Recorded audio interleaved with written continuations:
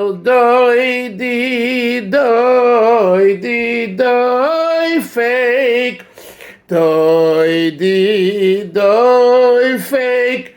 Pischili. Koil Dodi, the sound of my beloved, Dodi, fake, knocks on the door. Koil, like the heart pumps. Kol doidi doidi doi fake, kol doidi doi fake, pischili. Open up, let me in. Pischili, acho yisir ayosi. Open up, my sister, ayosi, my partner, my friend, my wife. Pischili acho yisira yosi yoinosi sambosi. Those are 4 expressions in the pasuk in Shir Hashirim, I believe. Pischili acho yisira yosi yoinosi sambosi. Ay, ay, ay, ay, ay, ay, ay, ay, ay, ay, tararam. Ay, ay, ay, ay, ay, ay, ay, ay, laray, ay. Ay, ay, ay, ay, ay, ay, ay, ay, ay, ay. Ay, ay, tarara, ay, ay, ay, ay, ay, ay, ay, ay, ay, ay, ay, ay. Didi ya ya ya ya ya ha ya ya ya ya ya ya ha ya ya taralai ha ya ya ya ya ya ya ya ya ya ay ay ay tararai. Didi ya yina ay la da da yai. Didi ay na ay la da da dai. Ay la da da dai nam ay la da da yai. Ay la da da yai nam ay la da da yai.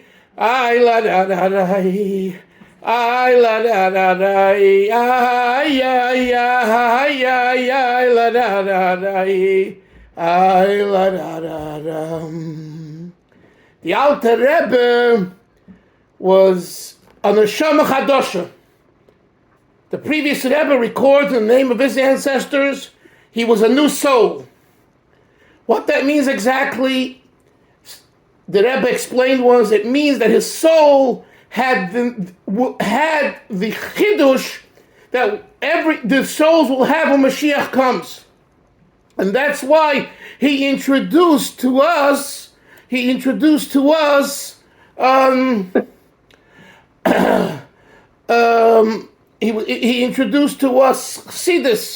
Chassidus, right? He introduced to us what's Chassidus? Teirasa Shel Mashiach. What do we learn about in the Gemara and Halacha? If one ox scores another ox, is it 50% or 100%? What are the rules of marriage? What are the rules of divorce? What are the rules of sukkah? That's all things that are tangible and relevant. What about the spiritual aspect of all of those mitzvahs? What is accomplished when you do a mitzvah? Halacha doesn't really talk about it. Gemara doesn't talk about it. Why not? Because it's not the realm. That's not the domain of discussion. In halacha, you need to find the law. In Talmud, you need to do the analysis so that you understand the law. And that's not the playing field of Pnimius. When will Pnimius be important in the sense that it will be crystal clear to everyone when Mashiach comes? And there's many psukim to support that, and medrashim. So the Alter Rebbe who was a neshama chadasha, and that's why he had a special relationship with the Baal Shem Tov, although he wasn't a blood relative of the Baal Shem Tov. Did you ever hear The Rebbe explains that although he wasn't a blood relative, he had something even greater than a blood relative. A blood relative is limited to the relationship, right? The Alter Rebbe superseded a blood relation. He was a student of the Maggid, who's a student of the Baal Shem Tov. In other words, he took from the very core essence of the Baal Shem Tov, which even is greater than a blood relative. And what did he teach? Shneir Zalman. Shneir means two lights. Shnei or, but the word, it's two lights of Nigla and Chassidus within one word. It's not Shnei or Zalman. It's Shneir Zalman. And Zalman is Lizman. He brought it into time. He brought it into reality. In other words, the HaTanya, the Alter Rebbe, on his mission, he was charged on high from Hashem through the Baal Shem Tov and the Maggid to deliver this specific message to the world. And that is why only he really got the brunt of the opposition to Chassidus. I've told you many times that not only he was imprisoned, other tzaddikim were, but it pales in comparison to what the Alter Rebbe went through. Because it's not just they imprisoned him because they informed on him that he's doing treason, he's supporting the Turkish government over the Russian Tsar government. But then his Tanya came out, and he had from the inside opposition from Avram Kalisker and the Lechevitcher. I mean, I don't want to go into all the histories now. That's for another time. But basically, he had opponents from the outside and opponents from the inside. You know? And like I've said in the past, in a way, he shares a commonality with Reb Nachman of Breslov. Reb Nachman, too, was so opposed from the inside, from his own uncle who went against him, Reb Baruch Mezhebusher, who was the Baal Shem Tov's grandson, on and on and on. Right? His uncle. Although in the beginning his uncle was supportive of him, he was convinced at the end that he's not going on the right path. And he had other issues from the outside.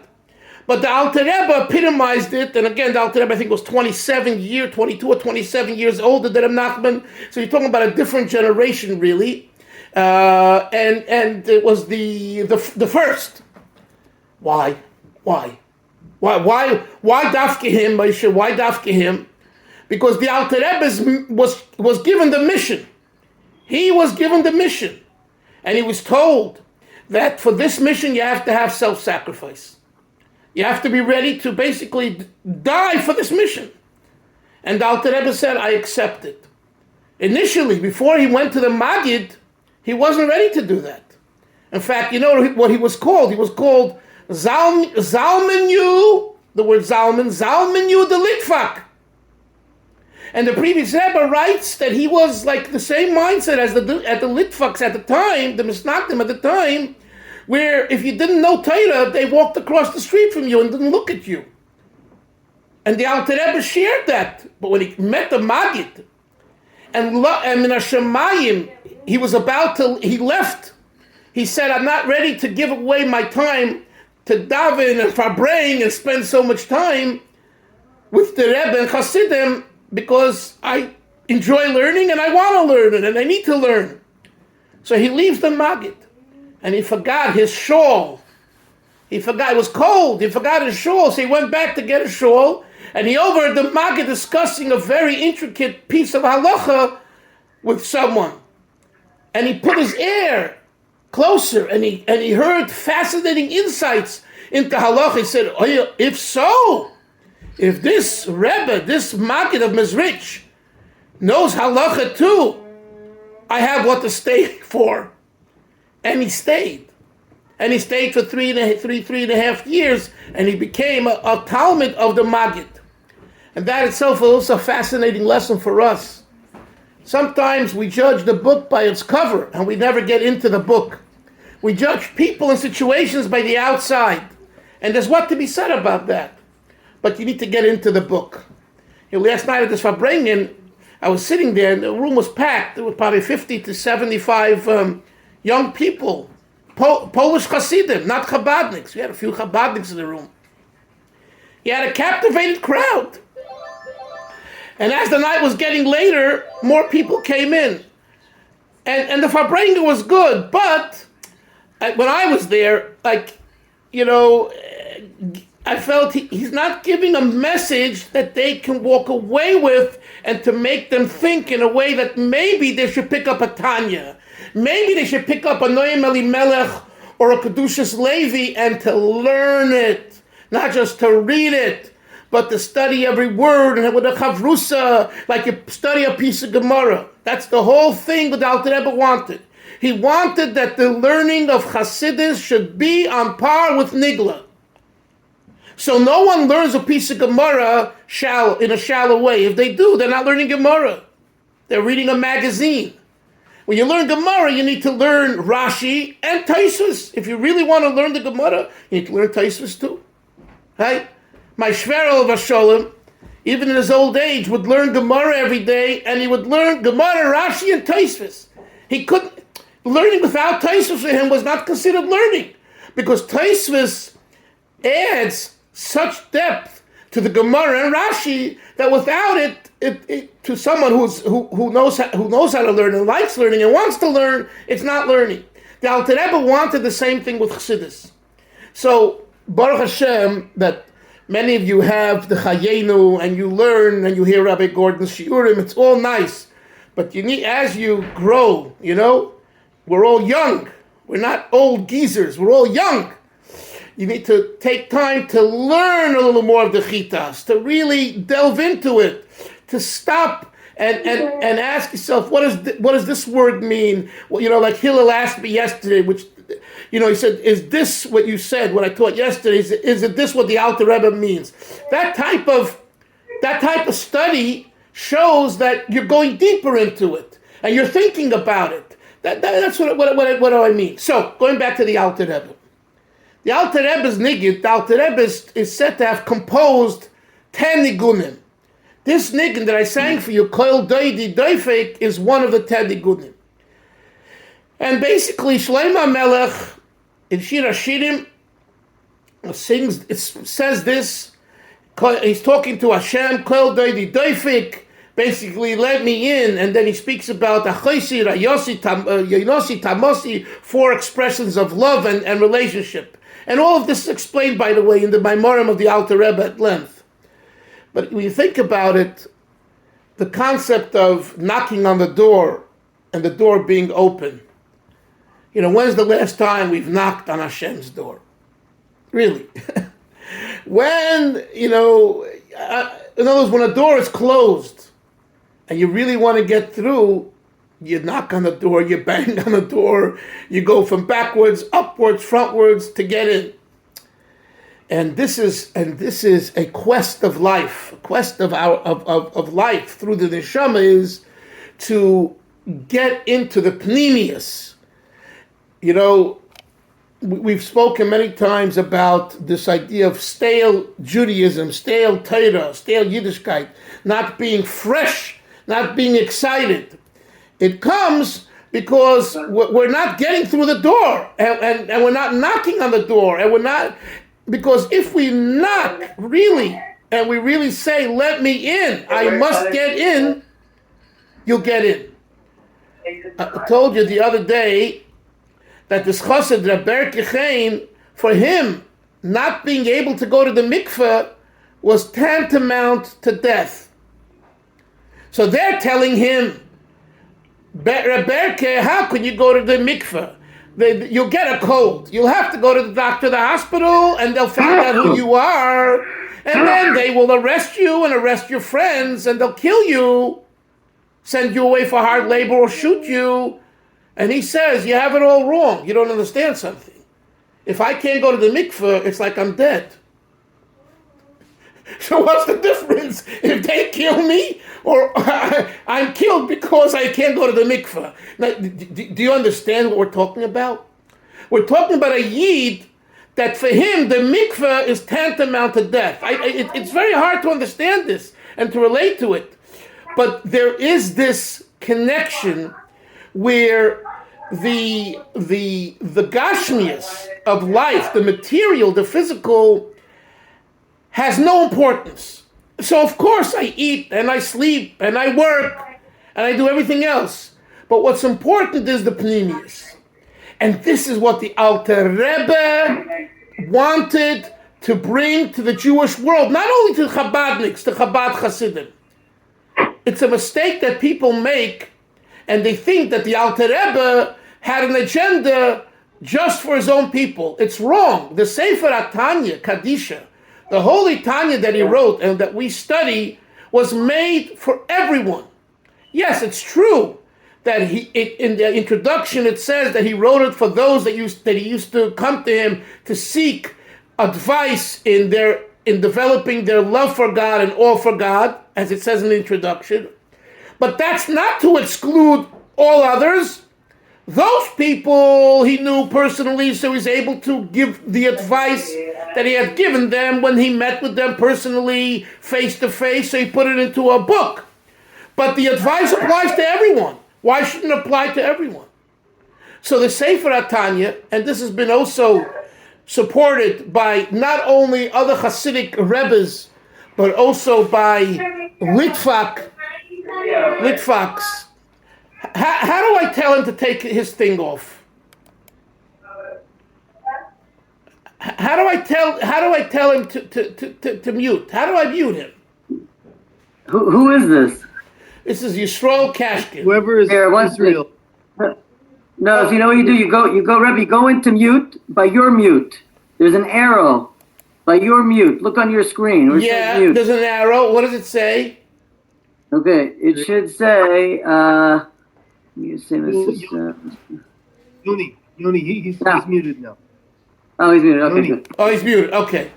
I'm sorry, Rebbe Yisrael. I'm sorry. Anyway, but the point is, so the Alter Rebbe's message of looking for Pnimius is for Klal Yisrael. And this is very important. You know, you're out there in Bet Shemesh, and I was there, so I know the lay of the land. And you have such great opportunities, really, to share this with other friends of yours and other people. Last night, right, from these 50 to 75 people, they're not Chabadniks, and no one wants them to be Chabadniks. I'll tell you, I told one of the guys sitting next to me, because he mentioned this, that he's a bacher in yeshiva. And he says that, in his yeshiva here, they're pushing Breslev, and he doesn't like it, and he wants to, so he got involved with Chabad. So I said, you don't have to put down Breslev. If you want to be Chabad, and you want to learn Chabad, show what you have. Learn. This idea of putting down the other is not a Jewish idea, and it's not a Hasidic idea. But anyway, he said that, there are quite a lot of his friends that are, they don't want to come to a Farbrengen, they don't want to come to a shir because, you want to make me Chabad. So I said to him, it reminds me of what I heard from a Dayan here in the community, big Talmud Chacham. He was in Lakewood in the 70s. And Rabbi Avram Mayor Drizin, the father of the Drizin family, who studied in Lubavitch, and he was a Mashpia Bain, a very fine Jew, a Talmud Chacham, both a Nigla, Chassidus, and a Ovid, davened for many hours with Kavanah. So he was at a Farbrengen once, I think it was Sukkot, and was 200-300 people in the room, and he was a Jew from Russia, a venerable Chassid, a Lubavitcher, and everyone is looking at him and he turns to them and he says, Rabbi Sai, if you think that my intent is to make you Lubavitchers, he says, you have it all wrong. And I'll tell you why, he says, because we have enough Lubavitchers in Crown Heights. We don't need more Lubavitchers.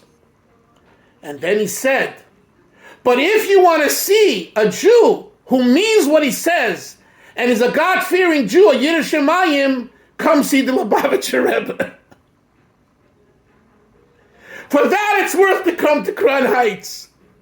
But we have enough Chabadniks. We have too many Chabadniks. It's a perspective.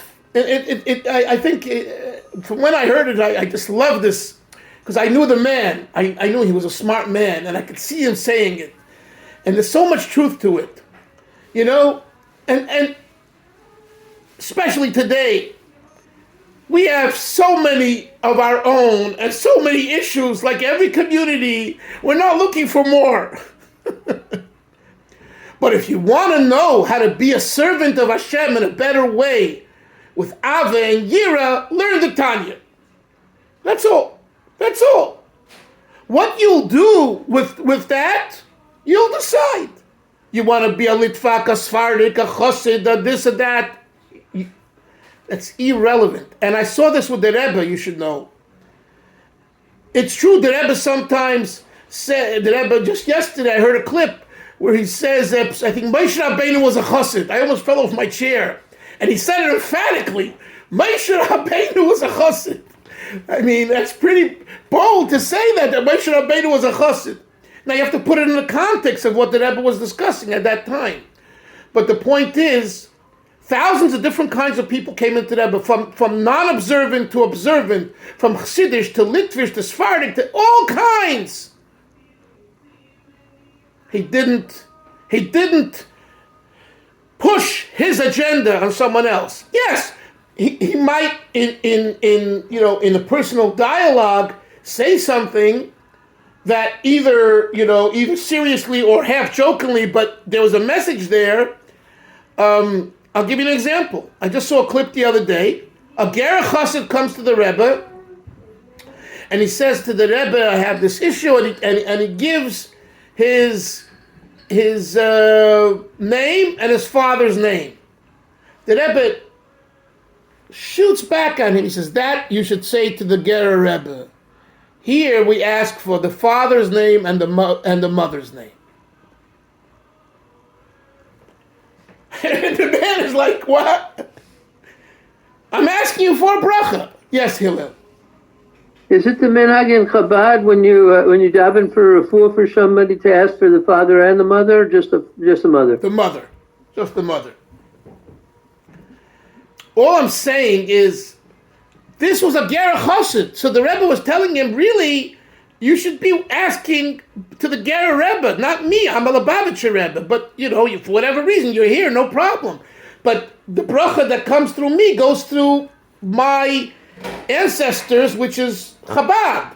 So I'll be more than glad to filter a bracha for you and pray for you to Hashem, but the system that I use. You understand? So is this an imposition on who he is? No. You're coming to me and you're asking me to do something for you. I can only do it the way I could do it. You understand? So the Rebbe, generally speaking, there were exceptions, okay? But generally speaking, he didn't impose his ways on others. Let's talk about a beard, for example. Only select people at select times did the Rebbe suggest in a refined way to put on a beard. Rabbi J.J. Hecht, the famous Hecht of Lubavitch, in 1940, in those days, no one had beards. The Bachram didn't have beards. It was America, 1940s. You had a beard. I told you, one of my Rebbes who came back from Otfatsk, he was a Torah Vadas Talmud, and he came back, and he grew a beard, and he told me they were honking on him like in the street, like a goat is walking in the street. That was the culture in Brooklyn in 1940s. So Rabbi Hecht gets a position as, yes, Hillel. Was that a kind of anti-communist sentiment, do you think, or largely, or? No, I not in Brooklyn, New York. I don't think. Okay. No, there was just modernity. I mean, from 1880s when Jews started to come over, everything was going downhill. The modernity. Anyway, so Rabbi Hecht is is hired as a rabbi in East Flatbush. He gets a job. He was 23 years old, a young man, and he was a dynamic speaker, and he's going to start his career, and that was his salary. The work that he did for release time was voluntary, for Merkez, for Chabad. And he had Yechidus with the previous Rebbe. And the previous Rebbe said to him, I think it would be appropriate now that you're becoming a rabbi to grow a beard. He didn't tell him you have to.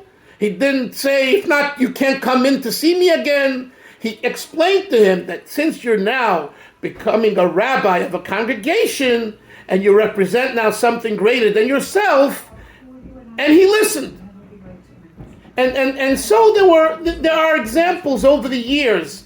There was a Jew, Mr. Beryl Weiss, who I knew from Los Angeles. He was a Hungarian Jew. The Hungarian Jews didn't have beards.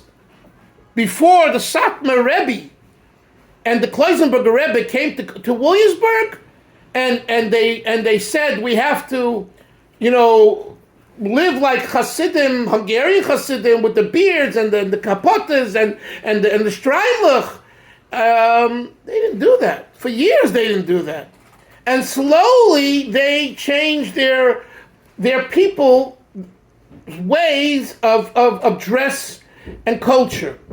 So Rebbe Weiss was a Hungarian, and first he was with the Satmar, and then through Rabbi Reichel Golva Shalom, he was introduced to the Rebbe, and he became, as we say in Yiddish, a Farbrenter Chabadnik, a passionate Chabadnik. It doesn't mean that he didn't give money still to Satmar, he did, but his allegiance went over to Lubavitch. And he was beardless. And you would see him behind the Rebbe, and he would give the Rebbe many times a blank check, and say, write out as much, whatever you want. And he was really, really committed. But he was beardless for years. One time, I think it was in the 80s, it was in the 80s, he passes the Rebbe, and the Rebbe says to him something about the virtue of the 13 attributes of mercy, Yugim Musarachamim, that the Zohar says it's associated with the beard. At that time, he decides he wants to grow a beard. And he grew a long beard, and he went to Elam Emes that way. You understand? The Rebbe didn't tell him, you're now Lubavitcher, you have Lubavitcher grandchildren, you're supporting the institutions. No, it doesn't look good for you to not have a beard. That wasn't this. Yes, Hillel. I just want to say the only time I was ever at a Farbrengen with the Rebbe, so the person I was with me, the whole room, everybody's dressed the same, except the Rebbe is there, and then there's 3 sits right next to him. And so my person asked me, says, who do you think those are? 3 what? And, what? I didn't hear you. 3 what? 3 people like dressed like businessmen, clean shaven and so on. And that's where I sort of figured out, the No, but the point I'm making, and it all goes back, this Nekuda, why the reason I'm spending a little time on it is because it goes back to the Alter Rebbe. That the Alter Rebbe's Shita is Pnimius. Okay? Now, this needs to be, it can be abused very easily. Oh, I'm not a Pnimi. I'm a Pnimi. Because I'm a Pnimi, I'm not going to do A, B, C, and D. Because I'm not holding there yet. If you mean that sincerely, kol hakavod. But if you're using that as an excuse for your coarseness and your indulgences, and you want to do whatever you want to do, forget it. Then you're not Pnimius, you're the biggest chitzin, you're the biggest superficial false liar that there is, and you're using Chabad and the Alter Rebbe to justify your shtick. So the line between real Pnimius and non-real Pnimius is a very, very thin line. And this is what we need to be careful about. Yes, Yoini. Right, so this is a question that, I don't know, maybe I asked it last Yahrtzeit, previous Yahrtzeit, but I don't remember the answer. Okay. When they talk about, right, so the father of Kabbalah, right, was Reb Shimon, right? Yeah. And then we see in Likutei Maran that Rabbi Nachman, he talks about where he's a Gilgul of Rabbi Shimon, and we know there's all other Gilgulim when it comes to these type of things and these type of tzaddikim. With the Baal HaTanya, did he ever refer to himself in that way, that he's a Gilgul of something or something? Never. Nothing like that? Never, ever will you find such language in Chabad. Interesting. Never. Very interesting. Never. Because his mom is like, the father of, modern day, almost everything. He had the Baal Shem, right? But besides the Baal Shem Tov, like, who was the father of most of Hasidus? No, I'm not going to say that it's exclusive. Basically, there were like 4 main Hasidic branches that were the forerunners of all Hasidism. Karlin Stalin, okay, the Staliner Hasidim, the Karliners, big group. Chabad, Breslov, and Chernobyl, Tolna, Chernobyl, all that, right? The Mutler Chernobler, the son of, So you have those 4 are the 4 forerunners who led the way from the Maggid. Remember, the Chernobler was the oldest student of the Maggid, and the Baal HaTanya was the youngest student. Okay?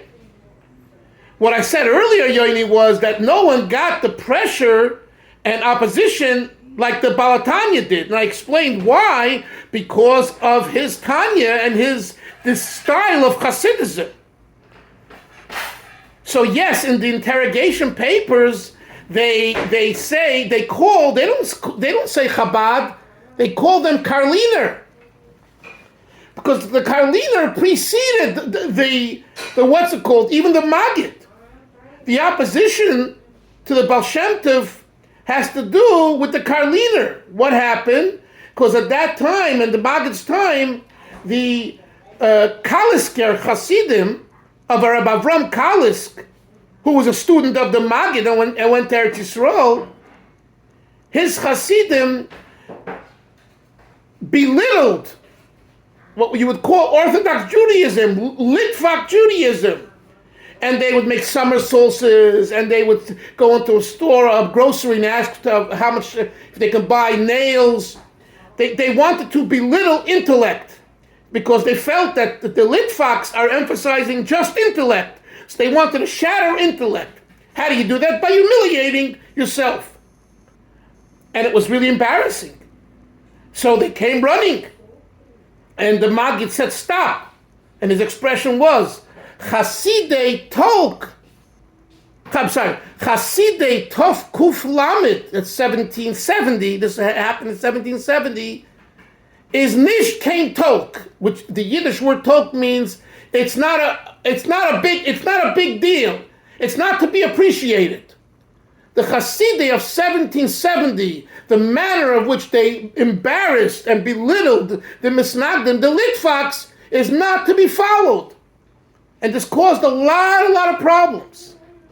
The Karliner were also part of that group. Maybe not as intense as the Kalisker, but so in the interrogation papers of the Baal HaTanya, you'll see the reference to Hasidim is not Chabad, it's not Chernobyl, and it's not Breslov. It says Karliner. You can read it. It's been translated into Hebrew, probably into English also. Originally done in English. Yes, Yonason. That the boat, the Alter Rebbe was a new neshama, so he couldn't have been a Gilgul. Right? Okay. Look, Yoni, what you're saying is correct, but Yoni asked me if this type of language is found in Chabad, and the answer is no. And Yoni, I think by now you know, not just from experiencing Chabad all your years, but learning Hasidus seriously as you've been doing for years, that the whole approach of Chabad is bittul, is obliteration of self. In other words, in simple English, don't take yourself too seriously. And I'm telling you, again, I go back to last night because it was, I was there, but I was also, I like to observe, and I see all these young people. It's so heartwarming. But I'm looking, and I'm listening to the speaker who's a real Chabadnik, and he's a mashpia. And I'm trying to hear it the way these other young kids and teenagers and Bacharim and Kol Yungalad, how did they hear what he's saying? And I'll tell you, it's very foreign. It's very foreign. Because for example, this mashpia was talking about, how chont and kugel is not where it's at. I don't have to tell you, but, for these people, having kugel on Shabbos is equivalent to davening Ne'ilah. Really, I'm being serious. The whole avodah of eating, and again, our Rebbes make sure to have 3 kugels when we take out 3 Sifrei Torah. Are you a Rebbe? Are you at that level? But that's their thinking. That's their upbringing. The Chabad upbringing is radically different. The obliteration of self and kind of the pushing out of self and ego to an extreme is only in Chabad. I'm not saying other Hasidic movements don't have it, they have it, but not as intense as in Chabad. I'm telling you from the ground, as I was taught in yeshivas by Rabbi Yochanan, by Mashpia, Rabbi Melech Tzvibel, and other Jews who heard from the previous generation. And sometimes I listen, to others speaking, and I say, why do we have to kind of, speak in a way that we don't give any room for ego? Because knowing that the people are not coming from that perspective, I'm not sure that it means anything to them, and sometimes they don't appreciate it, and they'll be distanced. Maybe if you give more room for someone's ego and someone's creativity, you'll have a better result. Yes, Moshe. Yeah, no, I wasn't quite following what you just said about giving room for ego. I didn't quite follow that. I'm sorry. What I mean is, in Chabad, there's always talk about bittul and bittul and bittul, right? What does bittul mean? Bittul means get out of the way. Your ego. And what I'm saying is that the other cultures and other Hasidic groups, they don't learn that way. They don't feel that way. Of course, you have to be a servant to Hashem, but the mindset is, look, I'm here, I have what to offer, I'm important. So it's a very different attitude. Let me say it this way and I conclude. Rabbi Yahrtzeit, Olav Shalom, I've told you this, but I want to make the point again. He once was going for the previous Rebbe. He was traveling in the United States to different communities, rural communities, to talk in the shuls about Yiddishkeit. And the Rebbe called him in, and the Rebbe said, when you take a train, you should be in first class, not in second and third class. They had different classes in the trains. Because it's not you going, it's I'm going. And I represent the Alter Rebbe and the Schneersons, royalty. He didn't say all that, but that's what he meant. And for a man like Rabbi Yahrtzeit, who was real egoless, this was the hardest thing for him. But the Rebbe said, and he followed. And years later, where do I find him sitting in the shul, in the Los Angeles shul, Yoni, which Yoni knows, on La Brea, up front on the front table. Rabbi Yahrtzeit, you would think he's in the back or on the side, unassuming. But the Rebbe told him in 1949 that he should travel always first class because he represents the Rebbe, because he's a Shadar, he's a Shluchah de Rabbanan, he's a Shliach. He parks himself on the front table, although when you look and you talk to him, he's egoless, you can barely hear him. So Moshe, I'm answering, Moshe, wake up. I'm answering your point that this type of thinking is, I'm telling you, it's foreign. It's foreign because it's not the way these Hasidim and Yidden are trained in their yeshivas. I'm not saying they're trained to be big shots. I didn't say that.